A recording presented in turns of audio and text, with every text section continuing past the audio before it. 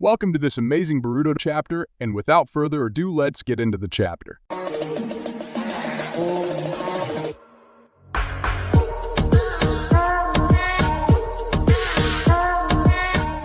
The chapter begins with the battle between awakened Himawari and Jura, and everyone is marveled at her new transformation. Jura thinks to himself as it being the result of the Nine Tails chakra, but he doesn't know what it implies. Hidari takes note that her broken leg is completely healed, and he is flabbergasted by that fact. Dude looks like he has seen a ghost. Himawari then walks up to impaled Inojin, gets him down with her tailed beast hair, and heals him with the Nine Tails chakra. She notes that he isn't completely healed and needs a doctor immediately. Hidari is like, "What is that power?" Himawari states that she is not sure herself, but thinks Jura can somehow sense it, and that is what she is going to confirm. She then confronts the others about engaging Jura in battle. She says she is going to defeat him, and I am here wondering. She is using only a baby version of the Nine Tails. How does she plan on defeating a fully manifested Ten Tails? And I believe Jura is wondering the same thing as well. She tells everyone to pack their bags and leave because, they're kinda useless and Inojin needs some medics. And because Jura's target is her, Hidari understands and suggests they hit the road ASAP because they will just be collateral damage. Chocho is out there saying she can't just leave Himawari behind and wants to butt in. And I'm just here sitting on my chair just wondering, what is she gonna do to Jura? Sit on him. Hidari then tells her to chill out and enlightens her that Himawari is only saying they should save as many lives as possible. Himawari then explains to Chocho that with great power comes great responsibility, and Chocho tells her not to forget her prom. And guess what it is? To get pancakes with her later? And I'm like, what? You were in a life or death situation and you were thinking about pancakes? But after rereading the chapter, I realized she meant Himawari should survive. Jura then congratulates Hidari for making such a wise decision and says he will remember him for as long as he lives. Himawari finally confronts Jura to one-on-one combat. Jura says he understands that they are not mere simps, but he is surprised at how frequently their ability to make decisions is impaired. Jura starts blabbing about Inojin and his reckless decisions, but Himawari is not hearing any of it, and then she starts approaching Jura. Jura keeps blabbing about stuff he cannot understand, and Himawari has heard enough of it. She gut punches him. The punch was so hard it destroyed the terrain. Jura is shocked at this power, but Himawari follows this up with a devastating blow to the face, sending Jura flying and remapping the surface in the process. Then we see Himawari standing there thinking she is her. Jura pops out of the smoke and heads straight for Himawari at very high speed. Himawari uses her tailed beast hair and charges a bijou bomb. She responds to this by charging his own bijou bomb, and they both launch it at each other. The clash of the two beast bombs caused a devastating explosion, making Hidari and the others who saw it from a distance glad they made a wise decision.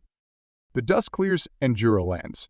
Jura states he is surprised by Himawari's new powers and how she is able to fire a bijou bomb despite the fact that she just awakened.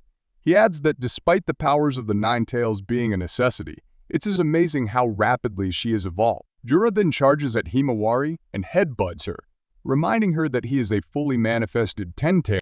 Himawari is sent backwards from the attack, but she immediately regains her stance. But before she could even react, Jura is already behind her. He proceeds to kick her into the ground, and once again, the terrain is reshaped from the sheer force of the attack. Jura states that Himawari has given him the freedom to want to take the fight seriously, which is a first for him, and Himawari is on the ground wishing she went with the others. The scene switches to Hidari and Sarada.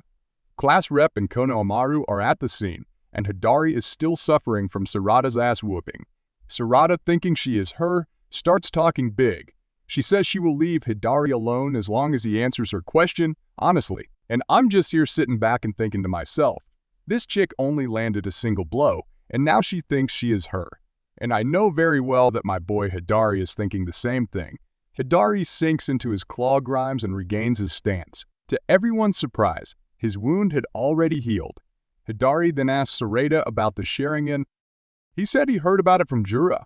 Hold up! Is Hidari so uneducated that he doesn't even know the names of his own move? What the heck was he doing when Jura was hitting the books? And Sarada is out here wondering who the heck this Jura dude is anyway. Hidari goes ahead to ask about the lightning move, which is the Chidori move, and wonders if in order to properly execute it, he needs the sharing like Sarada. And Sarada is confused as she questions what the heck hell is even that? is. Konohamaru then butts in and tells Hidari that it doesn't answer the question. He then proceeds to ask Hidari what he is, and what his relationship to Sasuke is. Hidari responds by saying he does not know about Sasuke, which is quite ironic since he was literally made from Sasuke. Hidari is pissed because they keep throwing boring questions at him, but he answers anyway. He says he doesn't know who he is. What a dumbass, and adds that he is looking for the answer himself, and that's why he came to Konoha village. Class rep tells Konohamaru to protect Sarada since she is Hidari's target.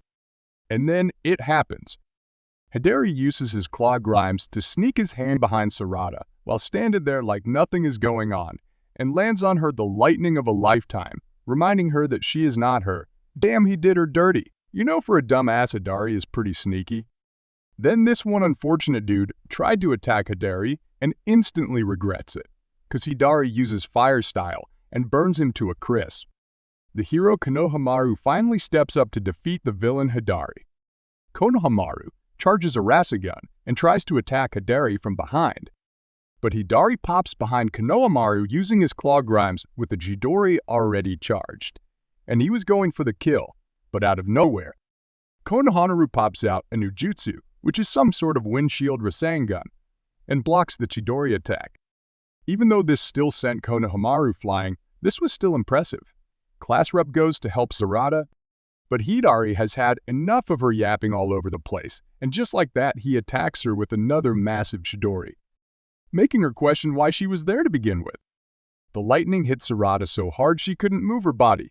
The two bodies lied helpless before Hidari, and he was ready to have his first meal since he awakened. The scene cuts back to Himawari and Jura. And damn, this man Jura gave Himawari the beating of a lifetime. He was so fast that every attack he landed seemed like a surprise attack to Himawari. And by now you'd think she'd be dead, right? Wrong!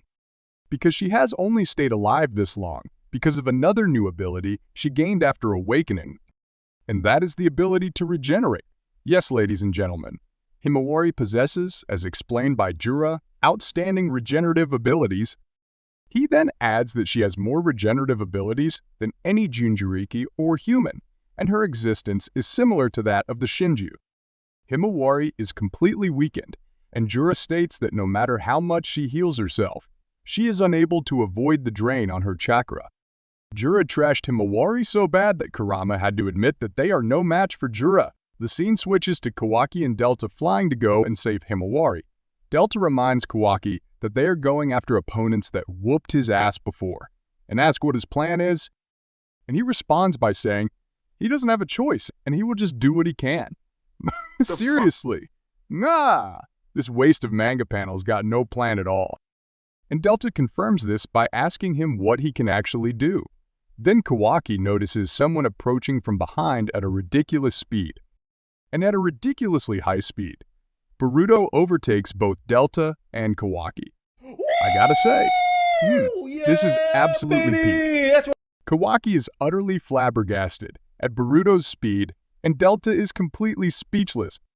Take note that Kawaki took off long before Boruto, and Boruto still had to take a break to suppress his karma seal. And somehow he still managed to completely overtake Kawaki and save an unconscious Himawari from Jura.